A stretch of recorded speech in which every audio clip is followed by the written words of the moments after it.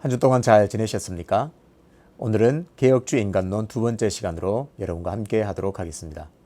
먼저 오늘 이 강을 하기 전에 1강 복습 간단하게 한번 해보도록 하겠습니다.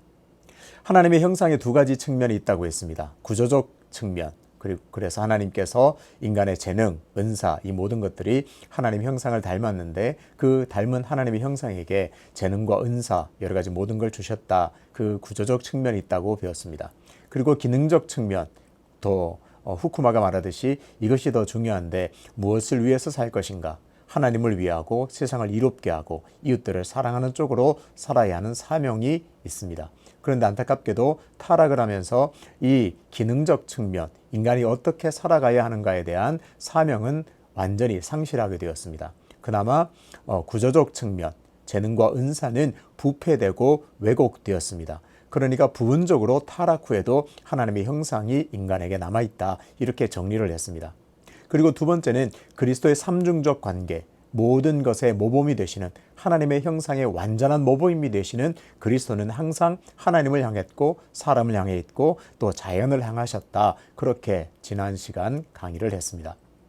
그럼 오늘 세 번째로 하나님의 형상의 네 가지 단계를 오늘 이 강에서 다루도록 하겠습니다. 모든 강의는 모든 관점들, 네 가지 단계가 있는데 모든 관점들은 하나님의 창조, 타락, 구속의 관점에서 다 이해해야 합니다. 그러면 구체적으로 하나님의 형상의 네 가지 단계는 어떤 것이 있는가 보겠습니다. 먼저 하나님께서 창조하신 본래의 형상이 있습니다. 형상이라고 하는 것은 하나님의 형상의 준말이죠. 그러니까 인간에게는 본래의 하나님의 형상이 있습니다. 그리고 타락 후에 타락한 형상이 존재했습니다. 그리고 그리스도의 구속으로 말미암아 회복된 하나님의 형상이 인간에게 있었고, 그리고 마지막으로 완성된 하나님의 형상이 있습니다. 그래서 이것을 좀 더 구체적으로 하면 원래적인 형상이라고 말할 수 있고, 비뚤어진 형상이라고 말할 수 있고, 새로워진 형상, 그리고 마지막으로 완성된 형상이라고 할 수 있습니다. 이 모든 것들에도 그리스도께서 하나님과 사람과 세상을 향해서 관계를 맺었듯이 각각의 이 하나님의 형상의 단계별로 어떻게 하나님과 관계 맺고 이웃들과 관계를 맺었으며 자연과의 관계가 어떻게 되는지를 중점적으로 보도록 하겠습니다. 자, 첫 번째 보겠습니다. 원래의 형상입니다.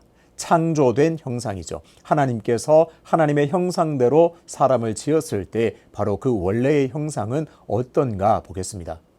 이때는 죄를 짓지 않을 가능성이 있었습니다. 다시 한번 강조합니다. 죄를 짓지 않을 가능성을 가지고 있었습니다. 어떻게요? 하나님을 예배하고 섬기는 그런 상태였습니다. 진정으로 하나님을 예배하고 진정으로 하나님을 섬기는 것을 기뻐한 상태라고 할 수 있습니다. 그리고 사람을 향해서는 서로 사랑하고 섬기는 그런 상태였습니다. 그리고 자연을 향해서는 그것들을 다스리고 잘 돌보았습니다. 이것이 바로 원래의 형상을 가진 하나님의 형상으로서 이렇게 존재했습니다. 그리고 이때는 흠없는 상태입니다. 흠없는 상태라고 할 때 아주 완벽한 상태는 아닙니다. 그리고 후쿠마는 특별한 단어 완성품이라는 단어를 설명하는데요. 완성품은 아니었습니다. 완전한 성숙의 단계는 비록 아니었을지라도 흠없는 상태였습니다. 그러면 죄로 인해서 인간은 어떻게 되었습니까? 삐뚤어진 형상이 되었습니다. 다른 말로 타락한 하나님의 형상이 되었습니다. 타락으로 인해서 하나님의 형상을 상실했습니다. 그리고 하나님의 형상이 부패되고 왜곡되었습니다. 계속해서 지금 이 부분을 강조하고 있습니다. 구조적 의미에서 하나님의 형상은 여전히 남아 있습니다. 다만 부패되고 왜곡될 뿐입니다. 하나님께서 주신 재능, 하나님께서 주신 여러 가지 소질과 여러 방면의 능력은 그대로 남아 있습니다. 이것이 부패되고 왜곡될 뿐이었습니다. 그렇지만 기능적 의미, 하나님을 향한 삶에 대한 소명, 그런 사명, 이것들은 상실되었습니다. 완전히 없어졌습니다. 그래서 하나님의 주어진 그 모든 사명을 실현하지 않고 인간을 위해서, 자기 스스로를 위해서 자기를 높이고 자연을 숭배하는 그런 헛된 쪽으로 향하게 되었습니다. 그래서 가장 큰 특징은 하나님을 거역하게 되었습니다. 재능으로 하나님의 뜻을 거역합니다. 여기서 재능이라고 하는 것은 하나님께서 주신 하나님의 형상 안에 부여해 주신 그 구조적 측면인데 그 하나님께서 주신 재능 무엇을 하라고요? 하나님을 경배하고 하나님을 예배하고 하나님을 섬기라고 주신 각종 재능들을 하나님의 뜻을 거역하는 데 사용했습니다. 참 안타까운 일이죠. 하나님을 위한 방향에서 자신을 향한 삶의 방향으로 변질되었습니다. 그러니까 하나님께서 인간에게 하나님의 형상으로 창조했을 때는 모든 삶의 방향이 하나님을 향하도록 하나님을 기뻐하도록 했던 그 모든 삶이 이제 방향을 바꿔서 자신을 향한 방향으로 자기의 만족, 자신의 모든 탐욕을 채우는 것으로 방향이 변질되었습니다. 그래서 하나님을 위해서 살아야 하는 그 사명, 하나님을 위해서 살아야 하는 하나님을 기쁘시게 해야 하는 그 소명을 완전하게 상실했습니다. 두 번째는 하나님과의 관계가 완전히 왜곡되어 버렸습니다. 하나님 대신 우상을 예배합니다. 하나님께서 주신 그 형상을 따라서 하나님을 예배하고 하나님을 찬양하고 하나님께 순종하고 기뻐하는 것이 그 삶의 목적이고 그것이 즐거움이었는데 그 하나님 대신 이제 우상을 예배하고 우상을 섬기는 방향으로 왜곡되었습니다. 그리고 인간에게 주신 그 하나님의 이성, 하나님께 주신 인간의 이성을 하나님을 기쁘시게 하는 대신 자기 자신이나 인간의 업적을 찬양하기 위한 수단으로 사용했습니다. 그래서 인간에게 주어진 이런 말의 재능을 하나님을 찬양하는 대신 하나님을 저주하는 데 사용하게 되었습니다. 본래의 형상에서는 당연히 어땠을까요? 하나님을 찬양하고 하나님을 경배하는 그 모든 것에 이 말의 재능을 사용했다면 삐뚤어진 형상, 타락 후에는 인간은 그 삐뚤어진 형상으로 하나님을 찬양하는 대신 하나님을 저주하고 하나님을 반역하게 됩니다. 하나님께 순종하는 대신 하나님과 하나님의 법에 도전하면서 하는 반역하는 인간이 되었습니다. 너무나 안타까운 일입니다. 그리고 세 번째는 그래서 당연하게도 사람과의 관계도 왜곡되었습니다. 교제할 수 있는 능력, 하나님께서 서로 인간과 인간이 서로 교제할 수 있는 능력을 주셨는데 이 능력조차도 다른 사람을 풍요롭게 하는 대신에 자신의 이기적 목적을 위한 도구로 조종하는 데 사용했습니다. 다른 사람을 이롭게 한다거나 다른 사람을 유익하게 하는 데 살아가는 것이 아니라 자신의 목적을 위한 이 사람을 이용하는 도구로 그렇게 변질해서 살아가게 됩니다. 또 타인과 관계 맺고는 있지만 사랑하는 대신 미워합니다. 적극적으로 사랑하거나 사랑을 즐겨하는 것이 아니라 미워하게 됩니다. 이런 미움은 현대사회에서 특히 무관심과 소외하는 형태로 나타나기도 합니다. 그래서 우리 자신을 보더라도 사랑하는 것이 자연스럽거나 사랑하는 것이 즐겁기보다는 미워하는 것이 도리어 더 자연스러운 인간의 그런 타락한 모습을 우리 안에서도 발견하게 됩니다. 네 번째는 자연과의 관계에도 왜곡을 가져왔습니다. 땅을 다스리는 대신에 자신의 이기적인 목적을 위해 이용했습니다. 땅을 다스리란 말에는 그 청지기로서의 사명을 가지고 잘 관리하라는 명령이셨는데 이 모든 것들을 그저 내가 아주 힘있는 군주처럼 생각하면서 땅을 다 황폐화시키는, 땅을 자신만의 유익을 위해서 그렇게 다 파괴하는 그런 지경에 이르게 되었습니다. 그리고 미래에 대한 고려 없이 천연 자원을 부당하게 사용했습니다. 이 땅에서 내 시대에만 잘 먹고 잘 살면 된다는 그런 생각을 가지고 모든 자연을, 미래를 생각하지 않고 모든 천연 자원이라든지 모든 것들을 사용했습니다. 그래서 당연한 결과로 강과 호수, 대기를 오염시켰습니다. 이쯤에서 정리를 조금 해보겠습니다. 타락 후에 하나님의 형상은 완전히 상실되었습니까? 하지만 그렇지는 않습니다. 하나님의 형상은 타락 후에 왜곡되었습니다. 그래서 하나님의 형상은 제대로 작동되지는 않지만 그래도 여전히 존재합니다. 인간은 하나님의 형상을 드러내는 재능을 가지고 죄를 짓고 있습니다. 너무나 안타까운 사실입니다. 하나님께서 우리에게 하나님을 영화롭게 하고 하나님을 기뻐하라고 그런 귀한 소명을 주셨는데 그것 하라고 재능과 모든 능력을 주셨는데 그 재능과 능력을 가지고 죄를 짓습니다. 하나님을 반역했습니다. 어떻게 해요? 타락한 후에 죄로 인해서 타락한 인간은 이렇게 각종 하나님 주신 온갖 재능과 그런 능력들을 가지고 하나님을 향하여 배반하면서 죄를 짓고 있습니다. 안타까운 일입니다. 세 번째입니다. 새로워진 형상. 그러면 삐뚤어진 형상, 왜곡된 형상이어서 죄인이면 다 멸망받아 마땅하느냐? 그렇지 않습니다. 그리스도의 구속으로 말미암아 하나님의 형상은 새로워졌고 그리스도로 말미암아 새로워질 수 있습니다. 하나님의 형상은 죄로 인해 왜곡되었으므로 새로워질 필요가 있습니다. 여기서 새로워짐, 회복이라는 말은 그리스도의 구속의 과정에서 발생합니다. 그러니까 다른 말로 하면 인간은 다 타락 후에 하나님의 형상이 변질되고 왜곡되었는데, 상실되었는데 오직 그리스도만이 하나님의 형상을 회복할 수 있습니다. 새로워진 형상에 있어서 거듭남은 굉장히 중요합니다. 거듭남을 통해서 인간은 새로워집니다. 성령이 인간을 그리스도와 연합함으로 인도하시고 영적으로 죽어있던 인간이 영적으로 살아나는 것을 우리는 거듭남이라고 말합니다. 그래서 새로워진 형상이 되려면, 타락한 후에 구원받고 새로워진 형상이 되기 위해서는 성령의 역사가 매우 중요합니다. 다른 말로 하면 성령의 역사 없이는 거듭남의 역사도 없고 하나님의 형상이 새로워지는 일도 없다고 말할 수 있습니다. 기꺼이 복음을 믿고 하나님의 말씀의 선포 및 가르침을 받으며 살아갈 수 있도록 성령이 그렇게 역사하십니다. 형상의 회복이라는 이 말은 성화의 과정에서 지속적으로 이루어지게 됩니다. 그리스도인은 구원받고 하나님을 닮아 그리스도를 닮아 그리스도의 장성한 분량에 이르기까지 자라게 되는 성화의 과제를 부여받게 되는데, 이 성화의 과정에서 하나님의 형상의 회복은 계속적으로 지속적으로 이루어지게 됩니다. 하나님의 형상의 회복은 온전히 성령의 역사입니다. 그래서 내가 하나님의 형상으로 새롭게 되기 위해서는 항상 성령님의 능력과 은혜를 의지하면서 우리가 그렇게 성령의 은혜를 사모해야 합니다. 성령이 거듭남을 통해 인간에게 새로운 영적 생명을 주셔야만 우리는 이 하나님의 형상이, 우리 안에 있는 하나님의 형상이 완전히 새로워질 수 있습니다. 성령이 재능을 하나님을 영화롭게 하는 방식으로 사용하도록 하십니다. 그러니까 구원받아 우리 안에 내주하신 성령이 무엇 하시느냐? 우리에게 주신 그 모든 재능과 능력들을 다시 하나님을 영화롭게 하는 방식으로 사용하도록 우리를 이끄십니다. 두 번째는, 그래서 새로워진 형상은 하나님과의 관계에도 엄청난 회복을 가져옵니다. 형상의 회복은 하나님을 향해 제대로 설 수 있게 되었다는 뜻입니다. 쉽게 말해서 우리가 타락했을 때 무엇이 상실되었습니까? 무엇이 완전히 떠나버렸습니까?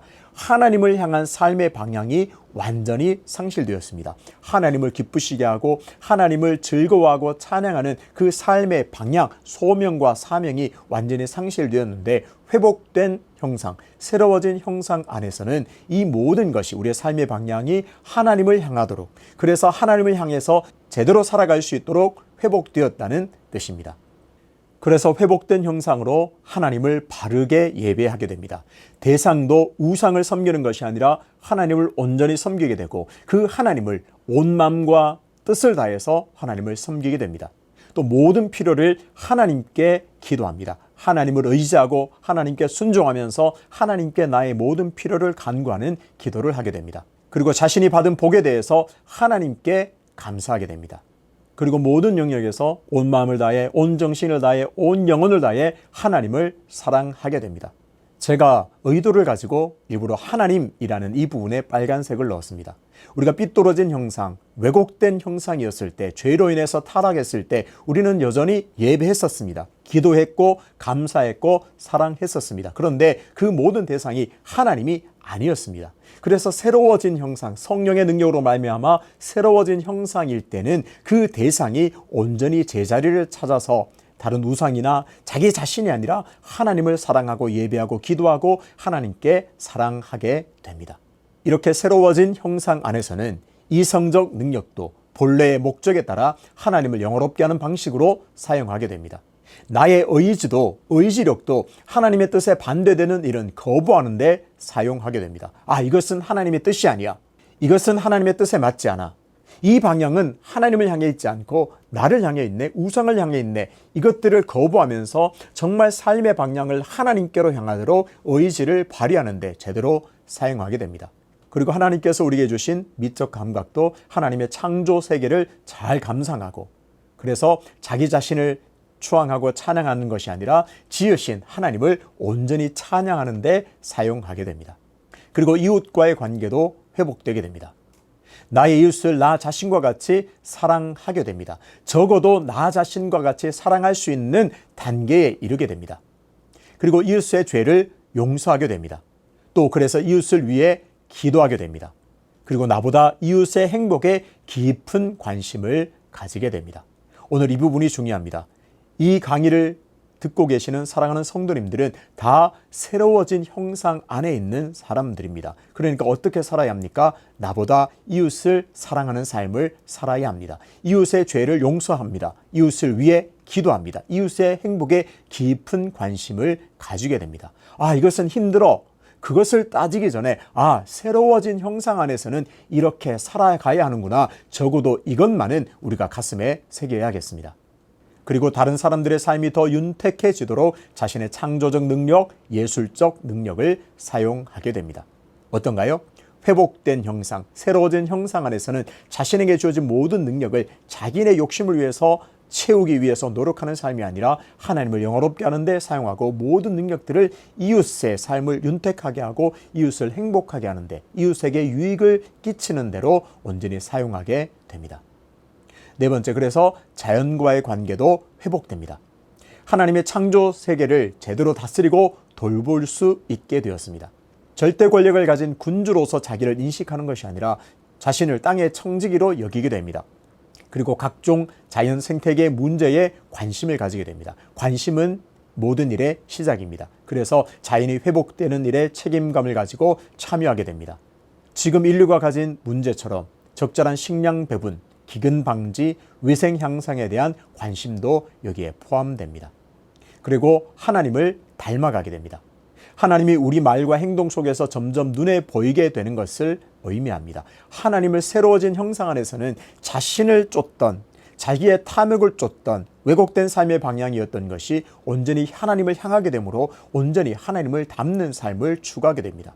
구체적으로 그리스도의 삶을 본받습니다. 그리스도의 삶, 그리스도의 명령을 늘 따르고 본받는데 우리의 온 에너지와 온 능력을 쏟아붓게 됩니다. 네 번째, 완성된 형상입니다. 이렇게 새로워진 형상도 감사한데 여기가 끝이 아닙니다. 완성된 하나님의 형상이 있습니다. 이 완성된 형상은 구속받은 백성에 대한 하나님의 계획의 절정을 이루게 됩니다. 그러니까 하나님께서는 우리를 창조하시고 그래 알아서 잘 살아봐 이것이 아니라 하나님은 우리를 완전히 완벽한 완성된 하나님의 형상에 이르게 하는데 모든 계획을 가지고 계시다는 것을 확인할 수가 있습니다. 로마서 8장 29절입니다. 하나님이 미리 하신 자들을 또한 그 아들의 형상을 본받게 하기 위하여 미리 정하셨으니 이는 그로 많은 형제 중에서 맏아들이 되게 하려 하심이니라. 아멘. 여기서 아들의 형상을 본받게 하기 위하여 라는 말이 나옵니다. 여기서 아들의 형상은 완성된 하나님의 형상을 말합니다. 따라서 성도는 그 형상과 같아지게 될 것이라고 확신합니다. 어떻게 해요? 우리가 그리스도처럼 되고 그리스도와 같은 완벽한 완성된 하나님의 형상을 성도도 가지게 된다. 성도도 그렇게 변화된다. 그것을 우리는 알 수 있습니다. 원래의 형상을 넘어 언젠가 새롭게 될 변화된 형상을 바라보아야 합니다. 그러니까 우리의 하나님의 형상의 최종 목적지, 우리가 추구해야 될 것은 원래 창조된 그 하나님의 형상의 모습이 아니라 완성된 하나님의 형상이라는 사실을 우리는 분명히 깨달아야 합니다. 후쿠만은 이렇게 말합니다. 아담은 죄 짓지 않고 죽지 않을 수 있었다. 좀 말이 어려우는데요. 죄를 짓지 않을 가능성이 있다. 우리는 이미 살펴보았습니다. 첫 번째 인류 아담은 죄를 짓지 않고 또 죽지 않을 수 있었다. 이것이 가능성으로 존재했습니다. 그런데 지금 우리가 영화롭게 된 성도, 영화롭게 될 성도는 어떤가? 죄를 지을 수 없고 죽을 수도 없습니다. 이렇게 질문할 수 있습니다. 그러면 영화롭게 된 상태, 그곳에서 또 그 상태에서는 죄와 죽음이 어떻게 불가능한가? 사망을 영원히 멸하실 것이라 하나님께서 말씀하셨습니다. 그리고 썩지 아니함을 입고 죽지 아니함을 입을 때에는 사망을 삼키고 이기리라. 이사야 25장 8절입니다. 그러니까 완성된 형상, 하나님의 형상이 완전하게 될 때에는 사망이 없습니다. 자, 그러면 죄는 어떻게 될까요? 자기 앞에 영광스러운 교회로 세우사 티나 주름 잡힌 것이나 이런 것들이 없이 거룩하고 흠이 없게 하려. 에베소서 5장 27절 말씀입니다. 어떤가요? 영광스러운 교회로 세우실 때에는 어떤 흠이나 티가 없이 거룩하고 흠이 없는 완전한 상태가 된다. 그렇게 말씀합니다. 이 완성된 하나님의 형상 안에서는 그리스도의 영화와 매우 밀접한 관련이 있음을 알 수 있습니다. 그리스도와 그리스도인은 하나입니다. 그래서 그리스도인도 영화에 동참하게 됩니다. 그리스도는 온전한 하나님의 영화로운 부활의 몸으로 하나님께서 영화롭게 하심을 입었습니다. 그래서 그리스도와 그리스도인은 하나가 됩니다. 그래서 그 그리스도가 누리는 영화, 그리스도가 들어가신 그 영화로운 상태에도 그리스도인도 참여하게 된다는 사실을 성경은 늘 말하고 있습니다. 그래서 형상의 최종적 완성은 그리스도를 통해서 이루어지고 그리스도를 본따서 이루어집니다. 그래서 우리가 그리스도의 삶을 부지런히 쫓아야 하는 이유도 여기에 있습니다. 그리스도를 통해 성도는 영화롭게 됩니다. 그리스도의 본을 따라 사는 과정 속에서 우리는 영화의 단계로 나아가게 됩니다. 그래서 한 가지 또 우리가 기억할 것은 고린도전서 15장 49절에는 낮은 몸이 부활의 몸을 입는다 이렇게 말했습니다. 그저 정신적으로 영혼만 영화롭게 되는 것이 아니라 몸이 영화롭게 된다. 성경은 늘 말합니다. 그래서 몸과 영혼 분리되는 것이 아니라 하나다. 전인격적인 영화로움. 그것을 성경은 늘 말하고 있습니다. 세 번째는 이래서 완성된 형상 안에서 하나님을 지향하는 존재가 됩니다. 전적으로 하나님을 지향하는 존재가 됩니다. 완성된 단계에서는 전적이다, 완벽하다 이런 단어가 자주 등장하는 것을 볼 수 있습니다. 불완전함 없이 완벽하게 하나님을 예배하고 따르고 섬기게 됩니다. 하나님에 대한 찬양과 경배가 숨을 쉬는 것처럼 자연스러워집니다. 계시록 19장 6절 7절입니다. 할렐루야 주 우리 하나님 곧 전능하신 이가 통치하시도다. 우리가 즐거워하고 크게 기뻐하며 그에게 영광을 돌리세. 그날에는 완벽하게 하나님을 찬양하고 완벽하게 하나님을 경배합니다. 그것이 인간에게 더 없는 기쁨이 됩니다. 숨 쉬는 것처럼 아주 자연스러운 상태가 됩니다. 그래서 이웃과의 완벽한 관계를 이룹니다. 동료 인간을 완벽하게 사랑하고 섬기게 됩니다. 왜냐하면 그곳에는 죄가 없기 때문에 죄가 없는, 엉뚱한 마음이 없는, 다른 마음 없이 온전히 이웃을 사랑하게 되고 온전히 섬기게 됩니다. 모든 장벽들이 사라지고 그리스도가 왕이 되시는 하나의 민족이 되어서 서로 온전히 사랑하게 됩니다. 그래서 자연과의 관계는 어떻게 될까요? 문화 명령이 완벽하게 성취됩니다. 문화 명령이라면 무엇일까요? 땅을 다스리고 하나님을 영화롭게 하는 문화를 발전시키라는 명령인데 영화로운 단계에서는 이 모든 문화적 명령이 완벽하게 성취됩니다. 그래서 그곳에서 그리스도와 함께 다스리게 됩니다. 성경은 많은 곳에서 그리스도와 함께 다스리게 된다. 완성된 형상, 영화로운 하나님의 형상의 단계에서는 이렇게 그리스도와 함께 다스리게 됩니다. 디모데후서 2장 12절에서는 참으면 또한 함께 왕노릇 할 것이요 라고 말합니다. 그리고 계시록 5장 10절에서 영원히 다스릴 것이다 이렇게 말합니다. 자, 그러면 간단하게 네 가지 하나님의 형상의 단계를 정리해 보겠습니다. 하나님께서는 하나님의 형상대로 인간을 창조하셨습니다. 하나님을 닮은 존재로 창조하셨고 하나님께서 주신 모든 땅을 다스리는 대리자로, 통치자로 인간을 창조하셨습니다. 그래서 그 인간에게는 하나님을 영화롭게 하는 사명, 하나님을 향한, 하나님을 즐거워하고 하나님을 예배하고 하나님을 기뻐하는 그런 사명을 주셨습니다. 그리고 그것들을 이루기 위해서 온갖 능력과 재능과 능력을 부어주셨습니다.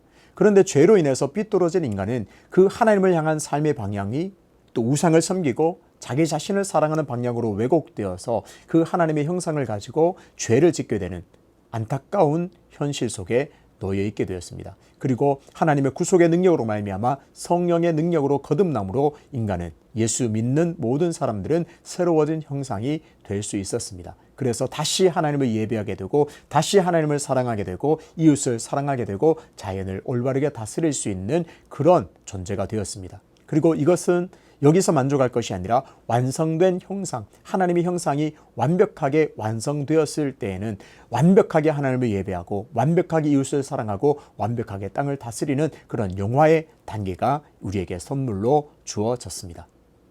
자, 그럼 이제 이 하나님의 형상을 가진 우리가, 이 강의를 들은 우리가 무엇을 해야 할까요? 과제가 있습니다. 첫 번째 과제. 인간의 최종 상태를 생각해야 합니다. 후쿠마는 미래를 내다보라 그렇게 조언합니다. 미래를 내다보는 지혜가 필요합니다. 완성된 하나님의 형상은 영원한 생명 가운데 영원히 살게 됩니다. 그런데 계속해서 타락한 형상 그 상태로 계속 하나님을 반역하게 되는 사람들의 미래는 영원한 멸망이 있음을 내다보아야 합니다. 그래서 미래를 내다보는 이 지혜는 믿는 사람들에게는 많은 사람들을 전도해야 될 필요성을 느끼게 하고, 믿지 않는 사람들은 이 모든 미래를 내다봄으로 내 미래가 암울하구나, 예수 믿어야 되겠구나, 그것을 깨달을 수 있는 근거가 됩니다. 그래서 두 번째는 인간론 이 교리, 특별히 하나님의 형상의 중심 이 인간론 교리는 항상 복음 전파의 사명을 일깨워줍니다. 그러니까 오늘 개혁주의 인간론 강의를 들은 분들의 모든 마음속에서 어떤 마음이 일어나야 되는가? 내가 여전히 믿지 않고 있는 타락한 형상 가운데 있는 사람들을 구원해야겠구나, 그 마음을 가져야 합니다. 비록 아직 예수님을 믿지 않는 사람, 하나님을 믿지 않고 모르는 사람이지만 그런 타락한 형상, 타락한 사람에게도 여전히 하나님의 형상이 존재한다는 사실은 우리에게 중요한 사실을 일깨워줍니다. 무슨 말인가요? 믿지 않는 사람도 존중하면서 그들을 소중히 여기며 전도해야 합니다. 믿지 않는 사람들을 존중합니까? 믿지 않는 사람들을 소중히 여긴다면 그 결론은 반드시 전도일 수밖에 없습니다. 여전히 당신에게 하나님의 형상이 있는데 많은 부분이 상실되었고 또 부패되고 왜곡되었습니다. 그래서 온전한 형상으로 되기 위해서는 예수 믿고 구원받아야 됩니다. 우리와 같이, 나와 같이 영화로운 하나님의 형상을 입읍시다. 새로워진 형상으로 구원받은 기쁨을 누립시다. 전도해야만 합니다. 그리고 세 번째는 남자와 여자 모두 하나님의 형상이라는 사실을 우리가 늘 깨우쳐야 합니다. 남자와 여자는 다른 존재와의 협력을 위해서 창조되었습니다. 하나님께서는 아담이 홀로 사는 것이 좋지 않아서 그의 돕는 자, 배필로 하와를 창조해 주셨습니다. 그러니까 남자만 하나님의 형상이지, 또는 여자만 하나님의 형상이지, 이렇게 생각해서는 안 됩니다. 남자와 여자는 서로 협력해야 하는 모두가 소중한 하나님의 형상임을 우리는 깨달아야 합니다. 그리고 한 걸음 더 나가서 그리스도인 지체를 볼 때 하나님의 형상으로 존중해야 합니다. 그저 내 마음에 드는 감정이 아니라 저 사람이 하나님의 형상이 있지, 그 속에 하나님의 형상이 있지, 그러므로 그 하나님의 형상을 가진 존재로 접근하고 인식하고 존중해야 합니다. 찬양 중에 이런 가사가 있습니다. 형제의 모습 속에 보이는 하나님 형상 아름다워라. 존귀한 주의 자녀 됐으니 사랑하며 섬기리. 어떤가요? 우리의 지체들, 우리가 함께 신앙생활하는 교우들은 다 하나님의 형상을 가진 존재들입니다. 그래서 더욱 귀히 여기고 사랑하고 섬겨야 할 줄로 믿습니다. 그리고 믿지 않는 사람들도 그 안에 타락했지만 여전히 하나님의 형상이 있다는 사실을 기억하고 회복되고 영화로운 형상으로 나아갈 때까지 우리의 삶이 그들을 향하여 부지런히 또 사랑하고 섬겨야겠습니다. 자, 이렇게 개혁주의 인간론 첫 번째, 두 번째 강의를 모두 마쳤습니다. 어떤가요? 인간이 어떠한 존재인가를 우리가 하나님의 형상이라는 관점에서 보았습니다. 하나님께서 우리를 하나님의 형상대로 창조하셨다는 것이 너무나 깊은 은혜이고, 타락한 후에도 여전히 하나님의 형상이 존재한다는 사실도 우리는 깨닫게 되었습니다. 그리고 그리스도의 놀라운 구속으로 말미암아 멸망받고 심판 중에 있던 우리를 구원하셔서 회복된 하나님의 형상의 존재로 삼아 주셨습니다. 우리는 여기서 만족할 것이 아니라 여전히 타락한 형상 가운데 있는 그들을 전도하고, 또 우리가 믿음의 모든 교우들을 하나님의 형상을 가진 놀라운 존귀한 자로 여기며 사랑하며 섬길 때 우리는 영화로운 단계, 완성된 하나님의 형상으로 한 걸음 더 나아가게 될 줄로 믿습니다. 오늘 이 인간론에 대한 이 교리가 여러분의 삶을 더욱더 하나님을 향하게 하고 하나님을 기뻐하시는 일에 우리의 모든 능력과 에너지를 쏟게 되는데 귀하게 쓰임받게 되시기를 축복해 봅니다.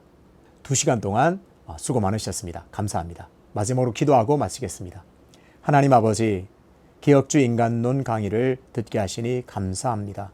이 귀한 인간론의 교리를 가지고 하나님께서 하나님의 형상대로 나를 창조하셨음을 감사하고, 타락한 후에도 나를 구속하셔서 하나님의 자녀 삼아주신 그 은혜 더욱 감사하게 되어서 아직도 타락한 형상 가운데 있는 자들에게 관심을 가지고 그들을 위해서 기도함을 시작하여서 그들을 하나님께로 이끌어내는데 우리가 쓰임받기를 원하오니 은혜를 더하여 주시옵소서. 그래서 우리의 믿음의 교우들과 함께 같은 하나님의 형상을 가진 존귀한 자들과 함께 연합함으로 말미암아 우리의 삶이 완성된 형상으로 나아가는데, 영화로운 단계까지 나아가는데 더욱 매진할 수 있는 우리의 삶이 될 수 있도록 인도하여 주옵소서. 감사드리며 예수 그리스도 이름으로 기도합니다.